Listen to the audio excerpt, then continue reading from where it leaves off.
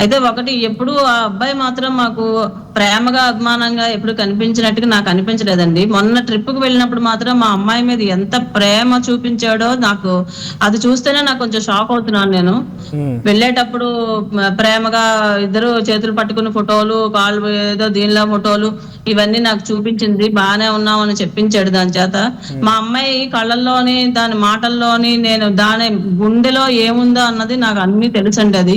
అలా నటించింది అది వాడి దగ్గర. అలా చూపించేవన్నీ వాడు బలవంతం చేసి ఉండొచ్చని నేను అనుకుంటున్నాను. ఇందులో అయితే మాత్రం ఎవరెన్ని చెప్పినా ఎక్కడమ్మా సరే వాళ్ళ ఆ ట్రిప్ ఎక్కడి అబ్బాయే నుంచి హత్యకు స్టార్ట్ అయ్యారు? కారణమని నేను చెప్పగలను. ఆ ట్రిప్ ఎక్కడి నుంచి స్టార్ట్ అయింది? వాళ్ళు ఎక్కడి నుంచి అక్కడికి వెళ్ళడం స్టార్ట్ ఢిల్లీ చేశారు? నుంచండి. ఢిల్లీ నుంచి వాళ్ళేం చెప్పారంటే ఆ అబ్బాయి 5వ తారీఖున వచ్చాడండి. హ్మ్. 5వ తారీఖుని వెళ్ళాడు. మార్నింగే వస్తాడు శ్రీచరణ్ అని చెప్పింది మా అమ్మాయి. హ్మ్. అయితే మన ఇంట్లో ఒక సునామీ వస్తుంది అని వాళ్ళ మామగారు చెప్పడం జరిగిందిట. అది కామెడీగా చెప్పుకున్నారు.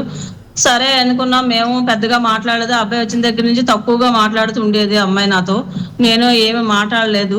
సరే బానే ఉన్నారు అనుకున్నాం చెప్పింది.